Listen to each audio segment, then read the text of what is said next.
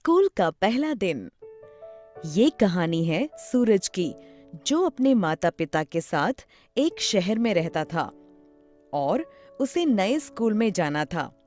वो नाश्ता कर ही रहा था कि तभी बाहर स्कूल बस हॉर्न बजाती है।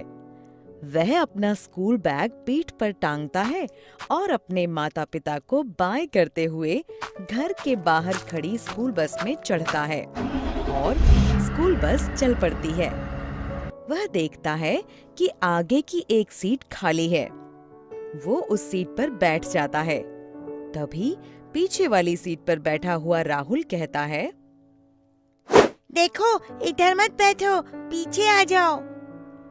सूरज राहुल को देखता है और सोचते हुए राहुल के पास बैठने चला जाता है। राहुल कहता है, तुम्हें पहले तो नहीं देखा इस बस में? हाँ, आज मेरा पहला दिन है स्कूल में। तुमने मुझे वहाँ बैठने से मना क्यों किया? आज तुम्हारा पहला दिन है ना, अभी समझ जाओगे। सूरज सोचने लगता है। तभी स्कूल बस रुकती है और स्कूल बस में राजेश चढ़ता है। राजेश उसी सीट पर बैठता है जहाँ पहले सूरज बैठा था। राजेश के बस में आते ही सभी बच्चे घबरा जाते हैं। सूरज सभी बच्चों को घबराए हुए देख रहा था। राजेश आगे की सीट पर बैठे दोनों बच्चों को डराते हुए पूछता है, क्यों रे, कैसे हो तुम?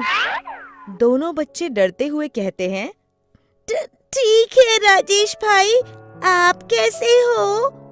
राजेश एक बच्चे के जोर से गाल खींचते हुए कहता है, बढ़िया रे।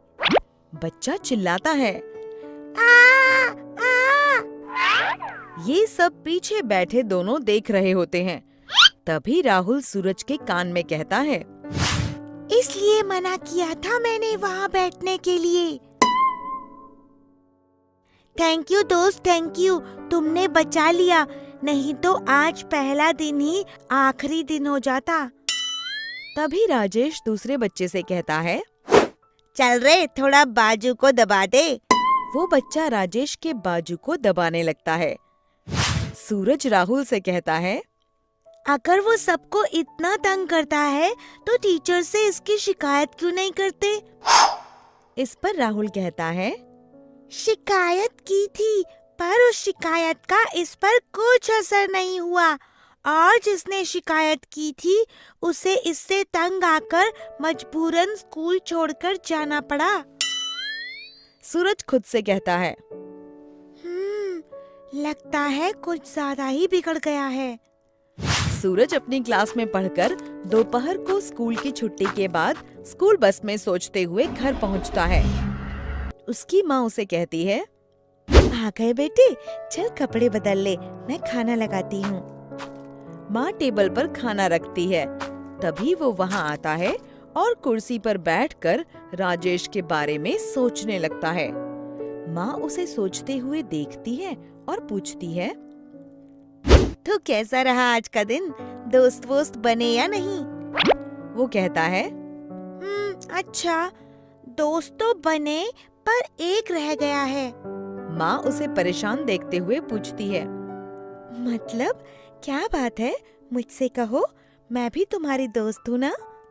सूरज माँ को देखता है और फिर स्कूल बस में जो हुआ वो सब बता देता है।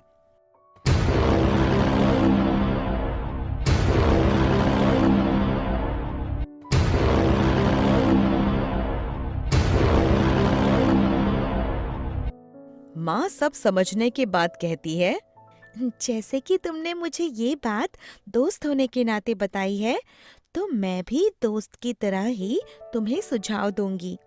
वो सूरज को समझाने लगती है। वो बाहर से 2 छड़ी लाती है, फिर बड़ी आसानी से पहले एक छड़ी को तोड़ती है और फिर दूसरी छड़ी को। सूरज की समझ में कुछ नहीं आ रहा था।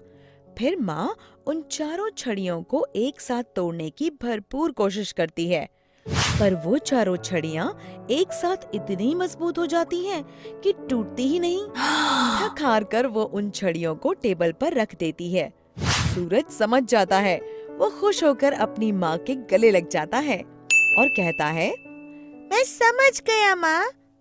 और अगले दिन सुबह सभी बच्चे स्कूल बस में बैठे हुए होते हैं। तभी बस रुकती है और राजेश उस बस में चढ़ता है। वो देखता है कि उसकी सीट पर राहुल बैठा हुआ है। राजेश उससे कहता है, क्यों रे, तुझे पता नहीं इस सीट पर मैं बैठता हूँ? राहुल कहता है, पता है, पर आज मैं बैठूंगा। इस पर राजेश कहता है, लगता है तू ऐसे नहीं मानेगा। राजेश राहुल को मारने लगता है। तभी सूरज कहता है, खबरदार जो राहुल को हाथ लगाया। राजेश गुस्से में कहता है। तो तू मुझे रोकेगा? तभी बस के सभी बच्चे खड़े हो जाते हैं और कहते हैं, नहीं, हम सब रोकेंगे। नहीं, हम सब रोकेंगे। नहीं, हम सब रोकेंगे। नहीं, हम सब रोकेंगे। राजेश सभी बच्चों को एक साथ खड़े देखता है तो डर जाता है और कहता है, तो कोई बात नहीं, ये बैठ जाए यहाँ पर, मैं पीछे बैठ जाता हूँ। सभी बच्चे राजेश को डरा हुआ देखकर अपनी एकता पर खुश होते हैं। सूरज और राहुल सभी बच्चों को खुश देखकर मुस्कुराते हैं। शिक्षा एकता में शक्ति होती है। एकजुट होकर हम बड़ी से बड़ी मुश्किल का सामना कर सकते हैं।